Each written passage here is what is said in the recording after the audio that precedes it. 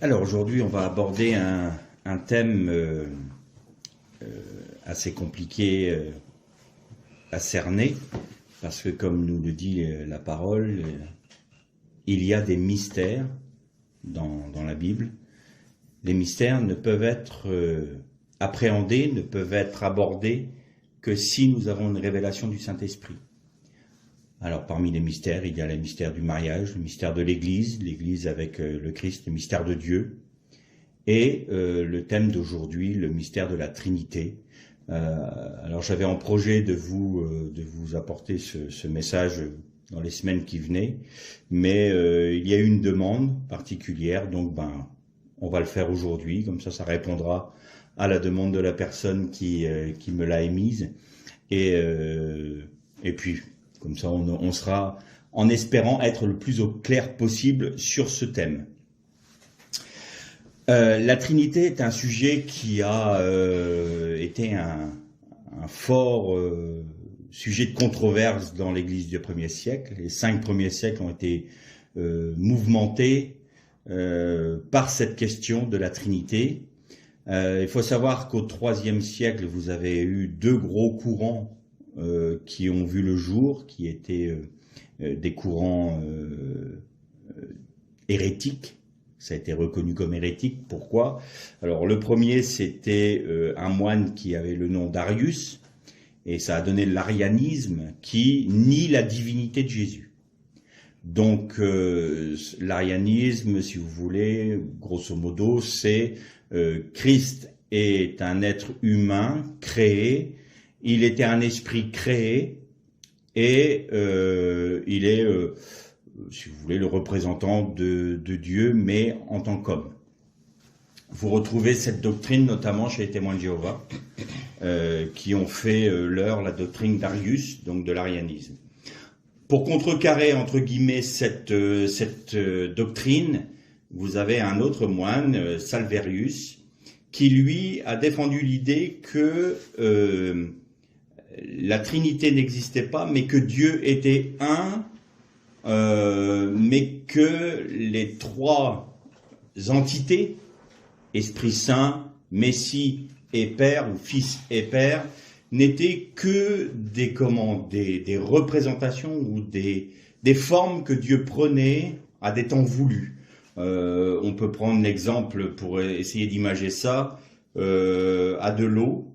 L'eau peut être en 3 états: liquide, solide, gazeux. Donc c'est une même entité, c'est de l'eau, mais sous 3 aspects différents. Donc il défendait l'idée que Dieu était une seule et même entité, mais qui se révélait de diverses manières. Ça a amené à une autre hérésie qui est les unitariens. Qu'est-ce que les unitariens? C'est Christ seul, Jésus seul. C'est-à-dire que le Dieu de l'Ancien Testament n'est pas valide, le Saint-Esprit, tout est mélangé, et c'est Jésus seul. Alors, ça a repris une recrudescence dans le protestantisme de la Réforme. Le protestantisme de la Réforme, c'est évident, puisque le protestantisme est forcément de la Réforme.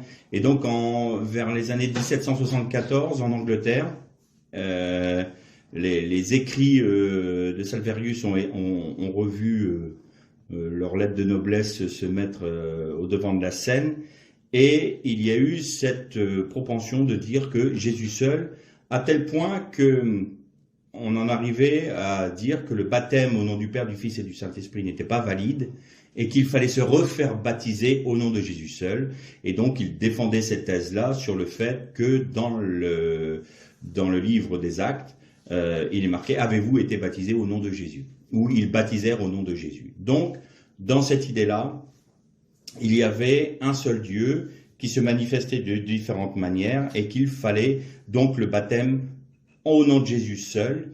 Et aux États-Unis, ça s'est répandu une petite dizaine d'années plus tard, et c'est revenu en Europe au XXe siècle, et ça a fait d'énormes dégâts dans les églises, notamment de Pentecôte, parce qu'il y a eu des scissions et des divisions dans les églises, parce qu'ils prônaient le fait qu'il fallait se refaire baptiser au nom de Jésus seul, et non pas au nom du Père, du Fils et du Saint-Esprit. Donc ils ont amené du trouble sur ce fait-là. Donc, toutes ces thèses-là avaient été vues déjà pendant les 5 premiers siècles de l'Église, où les apôtres et les exégètes s'étaient penchés sur la question, les pères de l'Église également, pour essayer de voir ce que la Bible disait, ce que la Torah disait concernant cet aspect-là. Et donc on a eu une première, un concile qui a permis de revoir toutes ces questions-là. Et donc c'est le concile de Nicée-Constantinople. Tout le monde connaît le symbole de Nicée-Constantinople, où il est dit que nous croyons en un seul Dieu, le Fils non créé mais engendré, et l'Esprit Saint.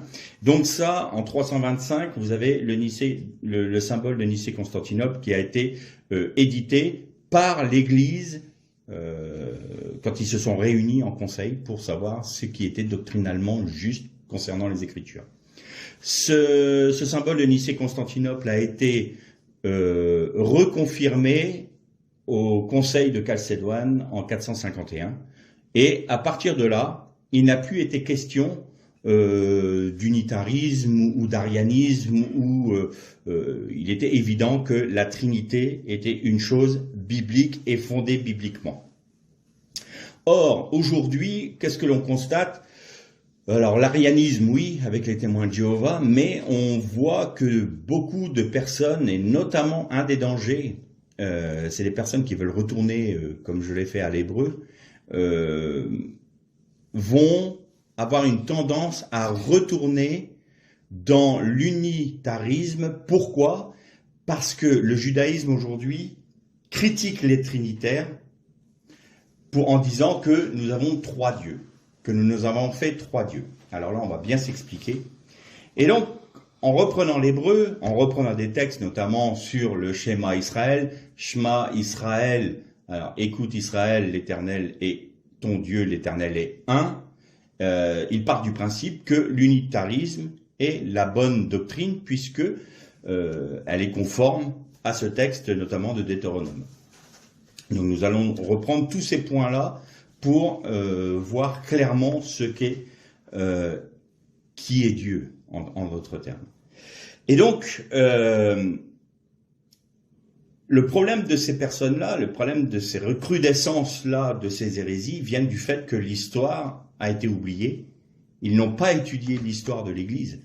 Et donc, ils n'ont pas repris les conclusions que nos frères de l'époque à Nicée et à Chalcédoine avaient émises. Donc, pourquoi ? Parce que ils avaient étudié la Bible et ils avaient donné les textes bien précis pour édifier et pour étayer leur doctrine. Forcément, celui qui ignore l'histoire est condamné à la répéter. Donc là, il y a une recrudescence de tous ces mouvements-là qui revoient le jour. Et je voyais notamment dernièrement quelqu'un qui avait pris contact avec moi et qui voulait, entre guillemets, me faire rentrer dans cette doctrine-là. Je voyais des personnes qui répondaient dans des commentaires en disant où est-ce que je peux trouver des unitariens, je veux me faire baptiser parce que voilà, moi j'ai été baptisé au nom du Père, du Fils et du Saint-Esprit, c'est pas biblique. Bon. Alors, la Trinité, c'est quelque chose de compliqué. Comment 3 personnes peuvent être une ? Et ça a toujours été un débat, même moi, ça a été pendant des années, ça a été compliqué pour moi. Alors on a cette tendance à aller vers l'unitarisme. Bah oui, Dieu qui peut être à la fois Fils, à la fois Saint-Esprit, à la fois le Père. Bah oui, donc Jésus est le Saint-Esprit, mais il est aussi le Père. Donc on peut faire toute cet amalgame-là. Et en fait, on est un peu troublé parce que il y a un seul passage qui est très important et que les unitariens ont du mal à expliquer, qui est le fameux passage de Matthieu. On va le lire ensemble si vous voulez. Donc dans Matthieu chapitre 3, et on va lire à partir du verset 16. Matthieu 3, verset 16. Dès qu'il fut baptisé, Jésus sortit de l'eau, alors le ciel s'ouvrit pour lui. Et il vit l'Esprit de Dieu descendre comme une colombe et venir sur lui.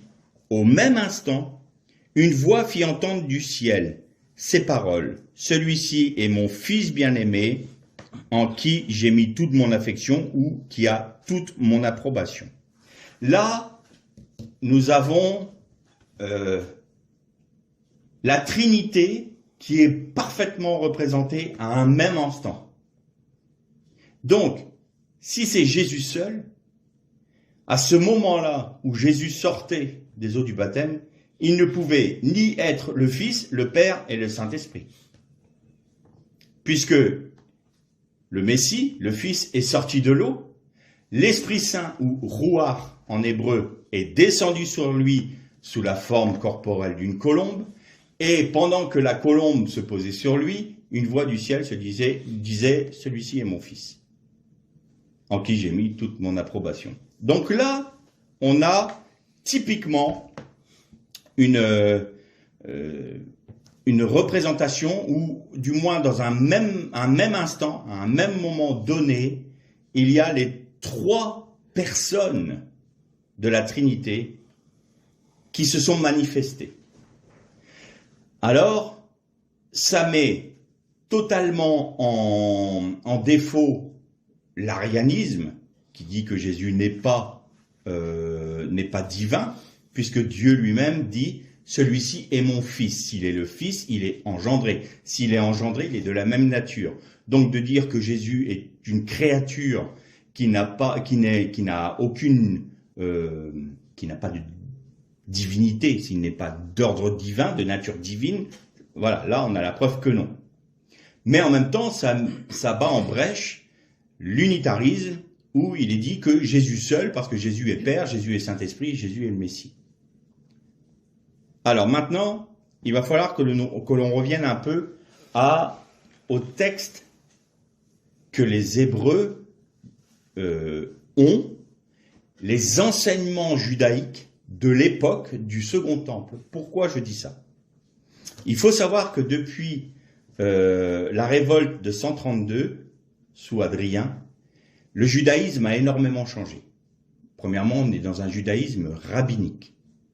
Et le judaïsme rabbinique a évolué parce que pendant cette révolte-là, il y avait le fameux Bar Kourba, qui se disait lui-même Messie, et qui a amené donc le peuple juif à se rebeller contre Rome, et ça a amené les Juifs dans une telle désolation où non seulement le temple avait été détruit déjà, mais Jérusalem a été rebaptisée, à El Capitolina, et même le pays d'Israël a été rebaptisé Palestina par Hadrien. Et les Juifs avaient interdiction de rentrer dans Jérusalem. Alors ils se sont dit, attendez, depuis la révolte de 66, qui a fait la destruction du deuxième temple, plus la révolte de 132 à 135, qui nous a interdit de retourner à Jérusalem, tout ça à cause de Messie. Du coup, la notion de Messie a énormément perdu de valeur dans le judaïsme contemporain. Et le judaïsme contemporain est resté sur une base, lui aussi, comme le christianisme, hellénistique. C'est-à-dire qu'ils ont collé aussi à une certaine forme de philosophie grecque pour pouvoir se perdurer dans la diaspora. Et donc, ça n'a rien à voir avec le judaïsme de l'époque de Jésus. Ce qui est intéressant de noter, c'est qu'à un moment, Jésus dit à Philippe, il fait ce reproche, mais ça fait si longtemps que je suis avec toi, Philippe, et tu ne m'as pas connu. Philippe venait de lui dire, montre-nous le Père, cela nous suffit. Évidemment, pour un juif, montrer le Père, montrer Dieu, c'est suffisant. Hein, Shema Israël, Adonai Eloheinu, Adonai Echad, c'est-à-dire écoute Israël, l'Éternel ton Dieu, et l'Éternel est ton Dieu, l'Éternel est un. Donc montre-nous le Père, ça nous suffit. Et Jésus dit, mais ça fait si longtemps que je suis avec toi, et tu ne m'as pas connu. Celui qui m'a vu, celui qui m'a connu, a connu le Père.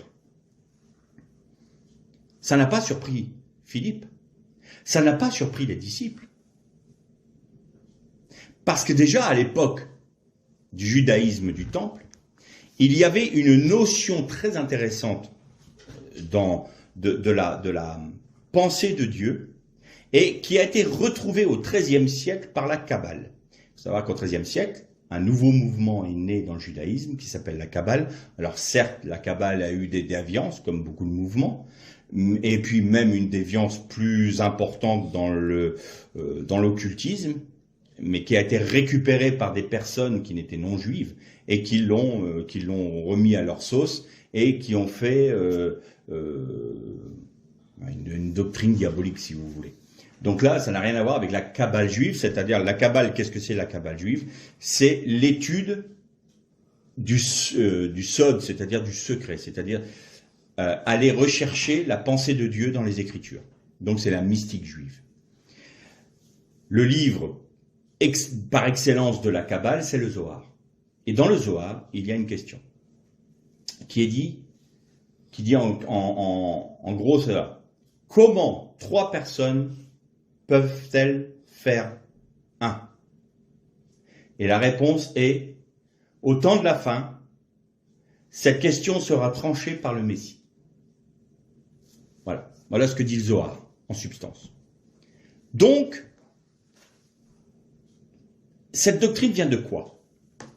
Vient du fait que le Zohar, en reprenant des études de l'époque du Deuxième Temple, c'est-à-dire du judaïsme du Deuxième Temple, il leur est apparu évident que Dieu avait 3 partsoufim. Partsoufim en hébreu, ce sont des faces, des visages, des faces.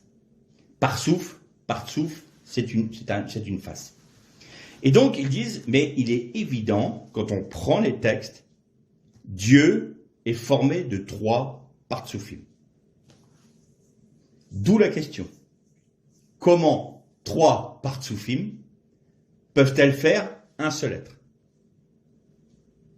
Cela nous sera révélé quand le Messie sera venu. Voilà ce que dit le Zohar. Et voilà ce que disait le judaïsme de l'époque du temps de Jésus.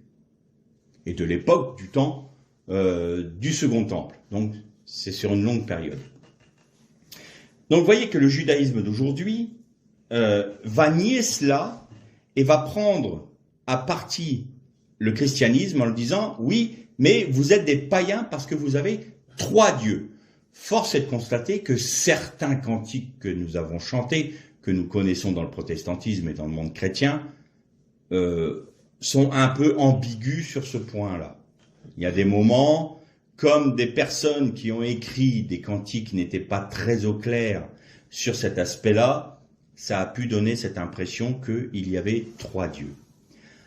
Mais pourquoi les Juifs d'aujourd'hui réagissent comme ça? Pour une simple et bonne raison.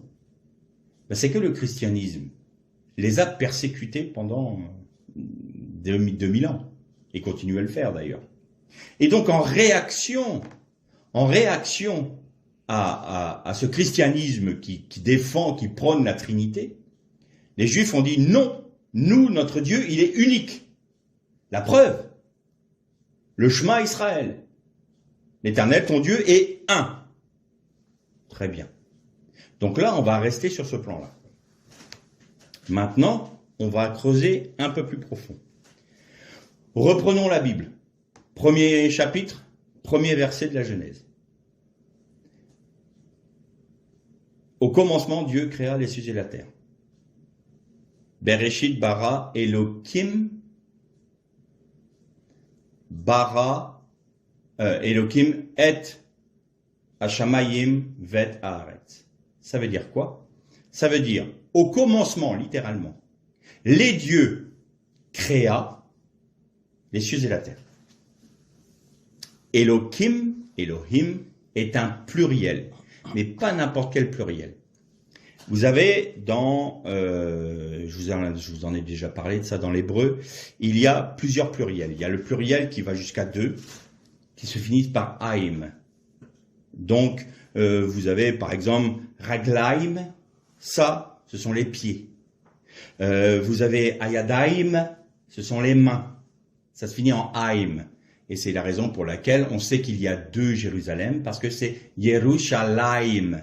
Donc il y a 2 Jérusalem. Bien. Et vous avez le pluriel qui va au-delà de 2. Donc ça commence à 3. Et là, ça se termine en im. Et donc là, dans le texte que l'on vient de lire de la Genèse, c'est Bereshit bara Elohim, pas Elohim. Donc, plus de 2. Plus de 2. Et ce qui est étonnant, c'est que c'est un sujet pluriel qui conjugue un verbe au singulier. Les dieux créa. Et on retrouve la même chose quand il est dit « Faisons l'homme à notre image » et les dieux créa l'homme, femme et femelle, il, au pluriel, les créa, au singulier. Vous retrouvez exactement cette même tournure-là. Ça n'a aucun sens grammaticalement.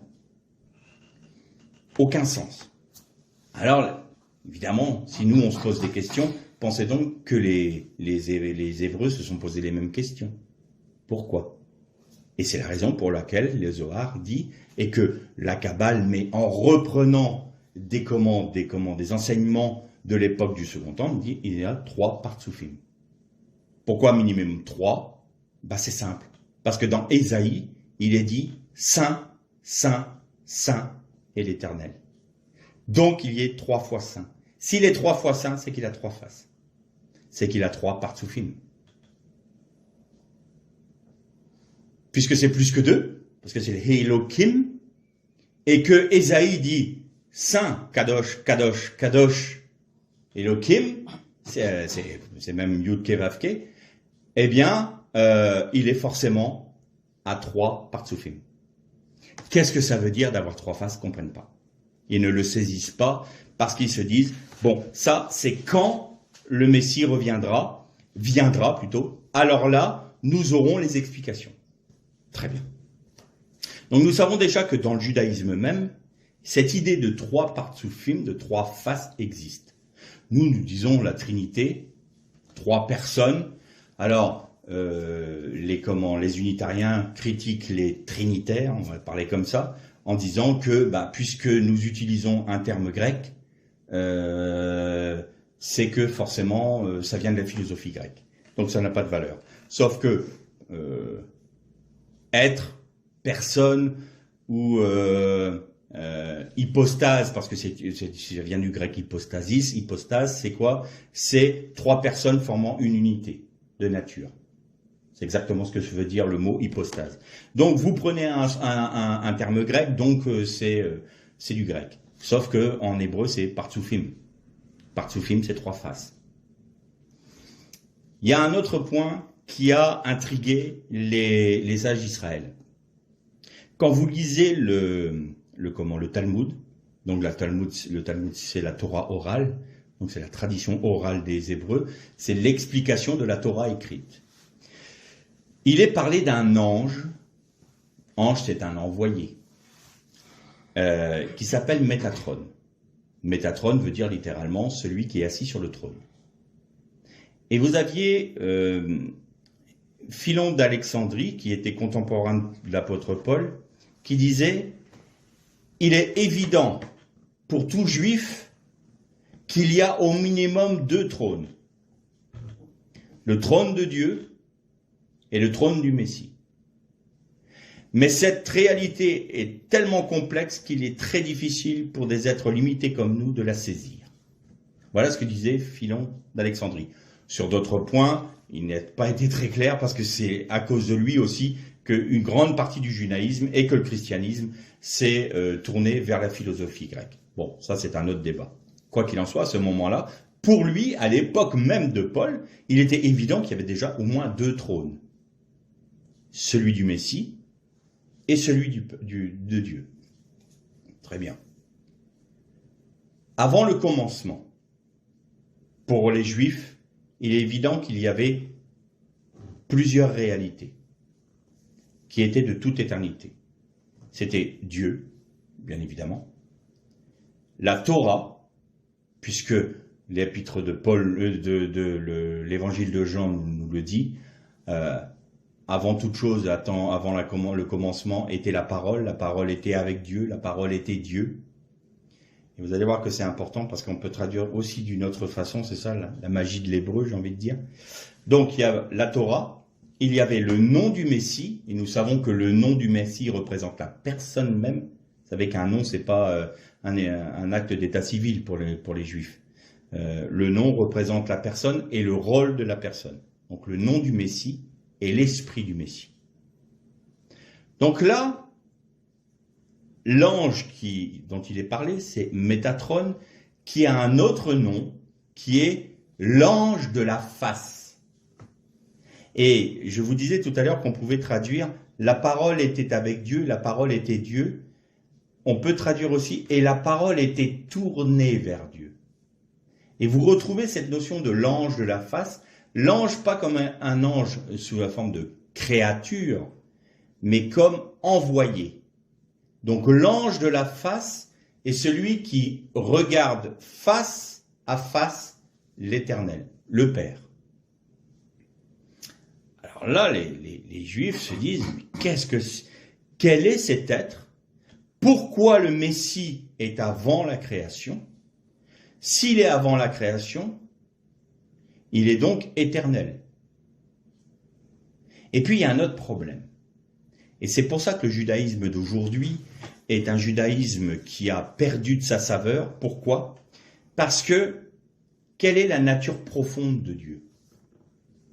Sa nature profonde, c'est Dieu est amour. On est d'accord? Dieu est amour. Bien. Le sentiment, l'amour, qu'est-ce que c'est?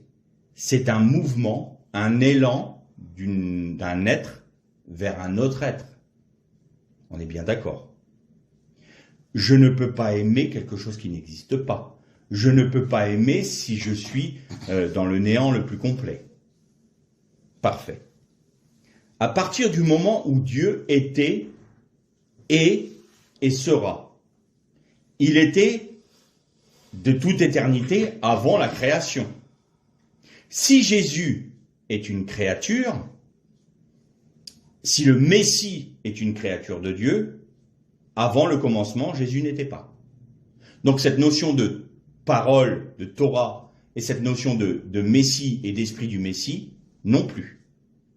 Mais ça va plus loin. Si c'est la nature profonde de Dieu, d'être amour, Dieu est obligé d'exprimer cet élan vers un autre. Mais s'il est seul, vers qui allait cet élan? Avant le commencement. Vers qui allait cet élan d'amour du Dieu unique? S'il n'y avait rien.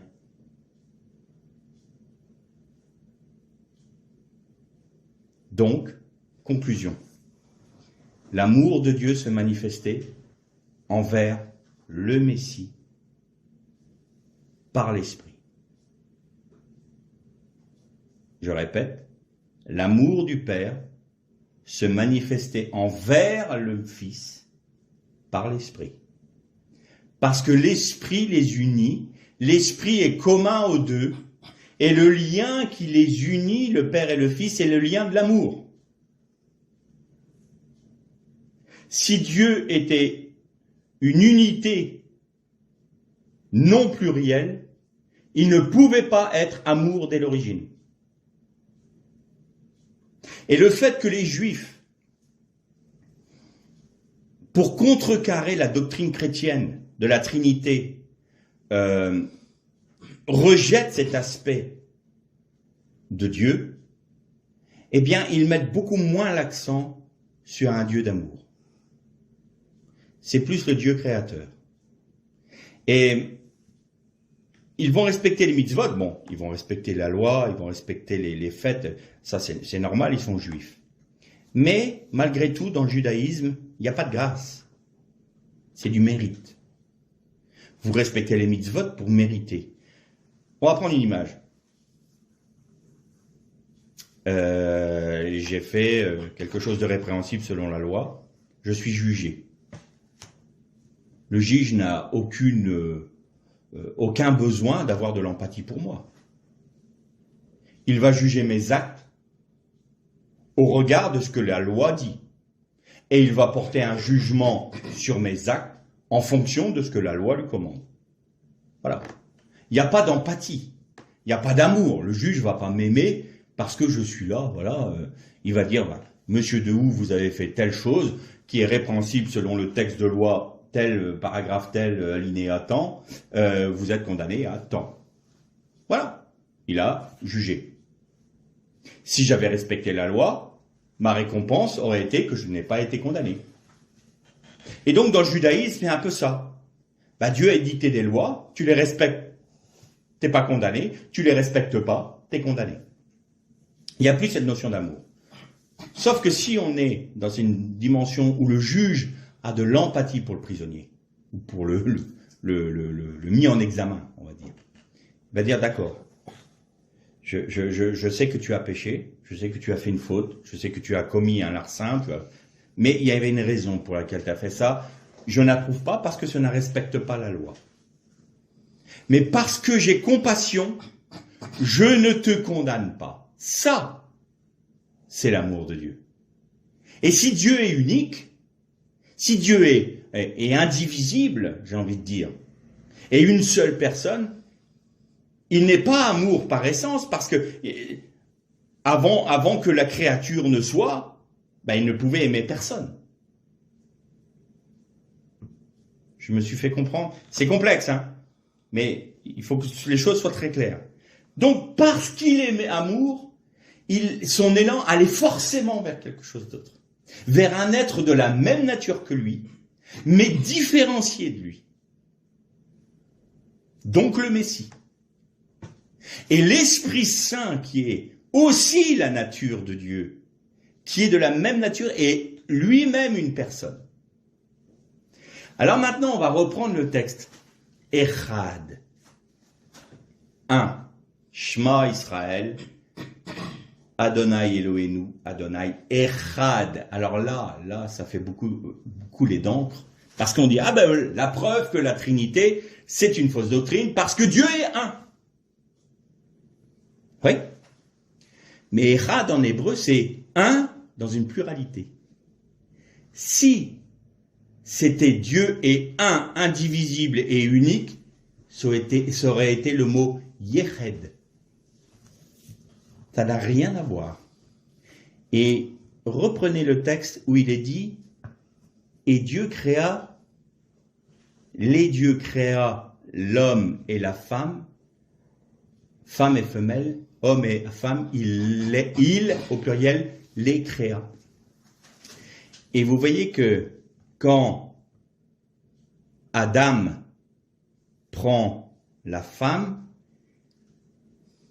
il y a Dieu qui dit, et l'homme quittera son père et sa mère, il prendra la femme chez lui, et ils seront Echad. Et là, nous touchons le mystère du mariage, tout en touchant le mystère de Dieu dans la Trinité.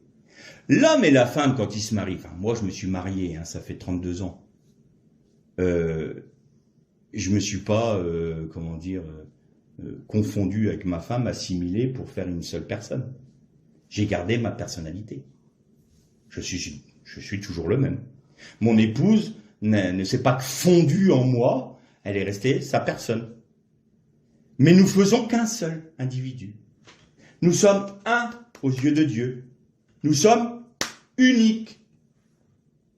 Bien qu'en étant deux, nous sommes uniques de la même nature, et parce que nous sommes uniques de la même nature, nous pouvons porter du fruit, et ce fruit, c'est les enfants. Nous sommes Echad, pas Yeched. Yeched, c'est une unité indivisible en hébreu. Donc, il n'y a aucune, contradiction dans le texte quand il est dit que Dieu est Echad. Echad, selon le Père, le Fils et le Saint-Esprit. Et il est très intéressant de noter que cette notion de Trinité est vraiment présente dans le judaïsme. Le Père comment on pourrait, entre guillemets, le déterminer. C'est notre bien-aimé qui est parti à Pâques dernier, David Ménaché, notre rabbin que j'aimais tellement, qui disait, vous savez, il y a 4 mondes, il y a 5 mondes en tout. On peut étudier 4 mondes dans la Kabbale, mais pas le 5e. Parce que le 5e, c'est le Ein Sof. Ein Sof, qu'est-ce que c'est? C'est le sans limite, sans fin. Sof, c'est la fin. Quand je vous dis qu'il y a des lettres finales, on les appelle les lettres sophites. Eh bien, Sof, c'est la fin. Ein, c'est limite. Donc, qui n'a pas de limite, qui est sans fin. Et on ne peut pas étudier ça. On ne peut pas y accéder parce que c'est trop grand, ça remplit tout. L'univers ne peut pas l'englober. C'est Ein Sof. Ein Sof, c'est Dieu, c'est le Père. Ensuite, vous avez le Saint-Esprit. Le Saint-Esprit, c'est la Shrina. La Shrina, c'est l'Esprit de Dieu. Et ça, c'est juif. Hein. Et puis évidemment, le Fils, c'est le Mashiach. C'est une évidence. Et d'ailleurs, dans le judaïsme, il est évident qu'au temps de la fin, la Shrina s'incarnera dans un être qui révélera toute la pensée et les mystères de Dieu. Et cet être n'est autre que le Mashiach. Vous avez dans Michée, dans Ésaïe, vous avez tous les textes des prophètes qui en parlent, et l'Esprit de Dieu repose sur lui, esprit de puissance, esprit de sagesse, esprit d'intelligence. Voilà. Un rejeton sortira de toi. Donc cette notion-là existe dans le judaïsme. Mais le judaïsme, j'ai envie de dire, du temps du Second Temple. Pas le judaïsme d'aujourd'hui. Si vous demandez à un rabbin aujourd'hui et que vous lui dites, selon la Kabbale, oh là là, non. Ça, c'est une pensée chrétienne. De dire qu'il y a 3 personnes, que Dieu est 3 personnes formant un seul, ça, c'est une pensée chrétienne, ça. Non, c'est pas notre religion. Pour nous, Dieu est un. Et ils ont raison. Dieu est un. Mais Dieu n'est pas unique. Dieu est un. Echad, pas Yeched. Donc, vous voyez que ce mystère-là est extrêmement compliqué pour des êtres humains à le saisir parce que c'est une réalité qui dépasse notre capacité de compréhension. Et même là, quand on l'explique avec des mots humains. Alors évidemment, on le voit un peu plus avec l'idée du mariage. Mais là encore, c'est compliqué. On peut très bien se poser la question, mais Seigneur, je suis un avec ma femme. Mais en même temps, je peux très bien, moi, accepter Christ dans ma vie et pas mon épouse, ou vice-versa. Alors qu'en est-il dans le monde à venir? On est un ou on est individu, ou on est... Qu'est-ce que l'on est? Et c'est ça qui est très compliqué pour nous parce qu'on est très cartésien. Il y a la notion d'individu, mais des individus qui sont unis par l'amour forment une seule entité. C'est ça que Dieu voit. Et donc, vous notez une chose. Dieu, le lien qui unit le Saint-Esprit, le Père et le Fils, c'est l'amour. L'homme et la femme, c'est quoi? C'est une unité d'âme, une unité d'esprit et une unité de corps. C'est l'amour, le véritable amour. Hein. Pas la consommation que l'on a aujourd'hui dans notre société où on consomme des corps. On n'est plus en train de s'unir parce qu'on s'aime. Les deux égoïsmes qui s'unissent, qui font un bout de chemin ensemble, pour moi, c'est pas de l'amour. On a appris à se connaître, on a une âme identique, on voit bien qu'il y a un lien, l'âme, l'esprit, le corps, voilà, ça c'est l'amour. Et donc, Echad, c'est ce que nous formons. Et le lien qui unit le Père, le Fils et le Saint-Esprit est le même lien qui unit l'homme et la femme, normalement. Et Echad a pour valeur numérique 13. Il y a un autre mot dans la Torah qui a la même valeur numérique. C'est Ha'ava. Et Ha'ava, c'est l'amour. Donc vous voyez bien que le lien de l'unité, de Echad, c'est de l'amour. Donc si Dieu est Echad, il était forcément amour. Mais s'il est amour, il faut qu'il puisse aimer quelqu'un. Donc le Messie et l'esprit du Messie étaient là. Alors, pour terminer, je vais très succinctement parler de chaque personne. Mais on pourrait faire des études pour chaque. On pourrait prendre le Père, le Fils et le Saint-Esprit. Mais on va juste pour bien différencier les personnes. On a vu un peu ce qui était le Père. Le Père, c'est le Créateur, c'est l'infini, c'est Ein Sof, c'est l'insondable, c'est on ne peut pas accéder à Dieu s'il ne se révèle pas à nous. Bien. Le Messie est pleinement Dieu parce qu'il est l'ange de la face, mais il est aussi dans les cieux appelé le Fils de l'homme. C'est-à-dire que quand les dieux, d'ailleurs, juste une petite parenthèse, avant de créer l'homme, Dieu dit « faisons l'homme à notre image ». C'est-à-dire le Père se tourne vers le Messie et dit « faisons l'homme à notre image, faisons l'Adam à notre image ». Il ne parlait pas à un ange. Les anges n'ont pas eu part à la création. Ils n'ont pas eu part à la création, les anges. Qui était avant la création? Le Messie, l'esprit du Messie, et la Torah. Mais la Torah, c'est le Messie. Vous voyez? Et donc, faisons l'homme à notre image. Et le Messie, il était déjà le Fils de l'homme. Il représentait cette créature qui allait être auprès de Dieu, tout en étant Dieu lui-même. Je me fais comprendre? Il était fils de l'homme. Quand il est dans les cieux, le Messie est fils de l'homme. Et quand il est venu s'incarner sur la terre, c'était le Fils de Dieu qui est descendu sur terre. Et donc, le Saint-Esprit s'est incarné dans notre humanité. Il était homme et pleinement homme, et il était Dieu pleinement Dieu. Et c'est là où les esprits cartésiens s'échauffent et comprennent pas. Alors il est 50-50? Non, c'est pas du 50-50. C'est pas un normand. Peut-être ben oui, peut-être ben non, c'est pas ça. Il est 100% homme, 100% Dieu.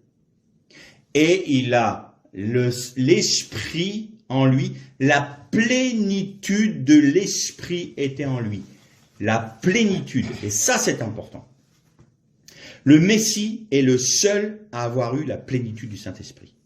Vous notez que pour les dons, pour les ministères, Paul dit « Et Dieu donne à chacun selon la mesure de l'esprit qui lui revient. » Ce n'est pas les mots exacts, mais c'est la pensée. Donc nous avons tous, nous, ici, une part de l'esprit. Mais cette part de l'esprit nous remplit. Le Messie est sans limite pour le Saint-Esprit. Puisqu'il est Dieu, pleinement Dieu, il est Ein Sof pour le Saint-Esprit. C'est-à-dire que le Saint-Esprit peut prendre dans sa plénitude toute sa place en lui. Mais nous sommes limités et nous pouvons avoir qu'une part de l'Esprit. Mais cette part de l'Esprit nous remplit. Bon, prenons une image. Vous avez une énorme bassine, puis vous avez des petits pots. Ben, la plénitude de la bassine, elle contient tout. Mais vous pouvez mettre dans les petits pots une partie de ce qui contient la grande bassine. D'accord? Les petits pots sont tous remplis. Mais c'est pas la plénitude de la bassine. Voilà ce que je veux dire. Donc, le Messie est Ein Sof quant au Saint-Esprit. Et nous sommes remplis du Saint-Esprit, mais selon la mesure de notre contenance. On parle comme avec des hommes, hein, je fais ce que je peux. Et donc, c'est ça, le Messie. Et le Messie, quel était son but? Quel est son but au Messie? Le but du Messie, c'est de révéler Dieu, de révéler le Père, de révéler la nature de Dieu à travers lui par le Saint-Esprit. Voilà le Mashiach. Et le Messie est une chose et autre chose aussi. Il est celui par qui et pour qui tout a été créé. Parce que Bereshit, c'est Bé-Roche. C'est par la tête, tout a été créé. C'est-à-dire qu'il est celui qui a à l'origine de la création, pour qui il y a eu la création, et cette création s'est faite par un agent qui est le Saint-Esprit. Le Saint-Esprit voleté au-dessus des eaux. C'est le Saint-Esprit qui, par son action, produit ce que le Messie est. Et le Saint-Esprit procède du Père et il procède du Fils. Il est l'agent qui va agir, j'ai envie de dire. Mais c'est le Messie qui révèle la pensée de Dieu. C'est la raison pour laquelle Jésus répondait à Philippe, « Ça fait tant de temps que je suis avec toi, tu ne m'as pas connu.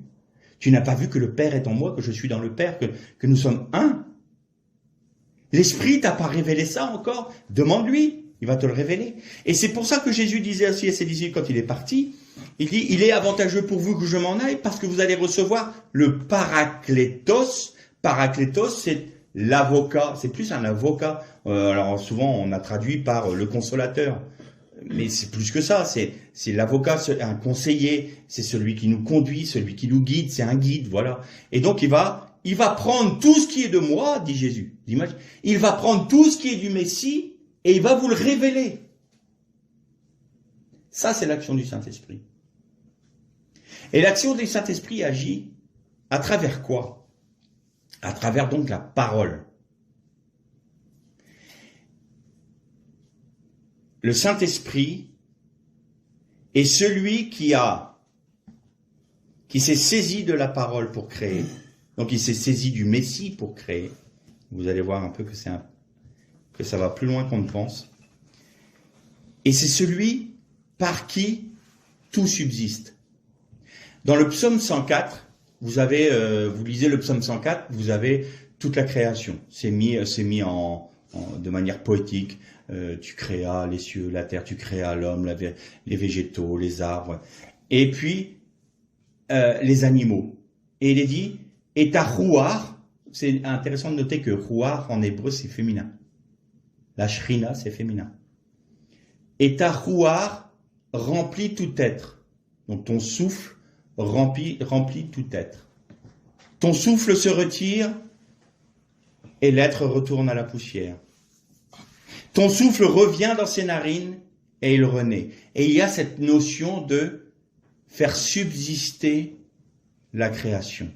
Le Saint-Esprit est celui qui révèle Dieu en se saisissant de ce que le Messie a accompli et en saisissant ce que le Messie est, la nature du Messie, c'est-à-dire la parole, pour non seulement révéler Dieu, mais faire subsister la création. Les physiciens aujourd'hui sont arrivés au point où on parle de cette fameuse particule de Dieu, c'est-à-dire qu'on a coupé les atomes, on a coupé les quarks, on est arrivé à la plus petite, on dit particule, et ils ont constaté une chose, c'est du vide, il n'y a rien. Ou plus ou moins, plus précisément, il n'y a pas rien. La plus petite particule qui forme toute la création est un concentré d'informations. Et comme c'est un concentré d'informations, c'est un concentré d'énergie. Qu'est-ce qu'il nous dit l'auteur aux Hébreux? Je me rappelle plus exactement le texte, mais je vais vous donner la pensée. Et maintenant, par la foi, nous saisissons la création qui a été faite de choses invisibles. C'est rien. Moi, je ne suis rien. La table ici n'est rien. Nous ne sommes rien. Nous sommes un concentré d'informations et donc un concentré d'énergie. Et la parole est cette information. La parole est ce concentré d'informations. Et l'énergie que dégage la parole de Dieu a produit le Big Bang, a produit la création. Dieu dit, et la chose s'accomplit. Parce que dans l'information, il y a l'énergie créatrice de Dieu. Et le Saint-Esprit est celui qui articule tout cela. Et c'est la raison pour laquelle il nous faut être remplis du Saint-Esprit pour parler, pour prier, pour intercéder, pour agir. Pourquoi? Pourquoi selon le Saint-Esprit? Parce qu'il est le seul à pouvoir nous donner ce souffle de vie. Le Saint-Esprit, il est associé à la vie. Si je prêche sans le Saint-Esprit, mon prêche est vide. Si j'agis sans le Saint-Esprit, mon action est vide. Si je prie sans être inspiré par le Saint-Esprit, ma prière est vide. Parce que la vie se trouve dans les courants de l'Esprit. L'Esprit va où il veut. Mais il saisit la parole et il la rend vivante. Il saisit le Messie et il le rend vivant en nous. Et en le rendant vivant en nous, nous avons la révélation du Père. Ein Sof. Voilà, schématiser la Trinité. Donc, je répète, on prend des mots humains, on essaye de saisir cette réalité, ce mystère très profond qu'est la nature même de Dieu, mais en résumé, les unitariens font une grave erreur parce qu'ils confondent deux mots, Echad et Yeched, c'est pas la même chose, et les ariens aussi font une très grave faute parce qu'ils disent que Jésus n'est qu'une créature de Dieu, ça lui enlève toute sa divinité. Et donc, si cela était, Dieu ne pouvait pas donner un élan d'amour vers un autre être s'il était unique. Par contre, la Trinité répond à tous ces problèmes-là, à toutes ces problématiques-là, et nous voyons que les partsoufim que les Hébreux voient, le 3 fois saint dont nous parlent les prophètes, et le Père qui parle des cieux, la colombe qui va sur le Messie, bien nous parle bien d'une seule réalité, qui est Dieu, mais une réalité en 3 personnes. Tout comme un couple forme une seule réalité, mais en 2 personnes. C'est un mystère, et la pensée de Dieu, et c'est là c'est merveilleux pour nous, c'est que il veut associer à cette union d'amour qui unit l'Esprit, le Père et le Fils, il veut associer sa créature qui est l'homme, qu'on appelle l'épouse. C'est pourquoi on va être l'épouse du Messie, on est l'épouse du Messie par l'Esprit Saint, et nous sommes donc amenés dans cette unité divine, et c'est la raison pour laquelle Dieu pourra vivre parmi les hommes dans le monde à venir, parce que nous serons un de la même nature. Jésus disait, tout comme le Père et moi sommes un, soyez un. Nous sommes un en Christ, nous sommes un en Dieu. C'est là le plan de Dieu. Et c'est pour ça que le roi David pouvait s'écrier, mais tu nous as fait de peu inférieurs à Dieu. Mais qui sommes-nous pour que tu te souviennes de nous de cette manière? Qui sommes-nous, cette créature faite d'argile, et tu es prêt à t'unir à elle pour l'amener dans cette union qui forme Dieu? Faisons l'homme à notre image. Et donc, si on n'était pas à l'image de Dieu, on ne pourrait pas être unis à lui en Christ. On doit être de la même nature. Et on est de la même nature en esprit. On est le seul être de la création à avoir reçu un esprit. Les animaux n'en ont pas eu. Et je terminerai par ce point-là. Lorsque l'homme et la femme ont un amour véritable et s'unissent dans cette pensée-là, c'est à ce moment-là qu'ils forment l'image de Dieu. Parce qu'ils sont un dans leur personnalité. Dans leur individualité, ils s'unissent par l'amour, Ahava, et ils deviennent Echad. 13. L'amour les fait devenir Echad. C'est exactement ce qui unit le Père, le Fils et le Saint-Esprit. Que le Seigneur vous bénisse.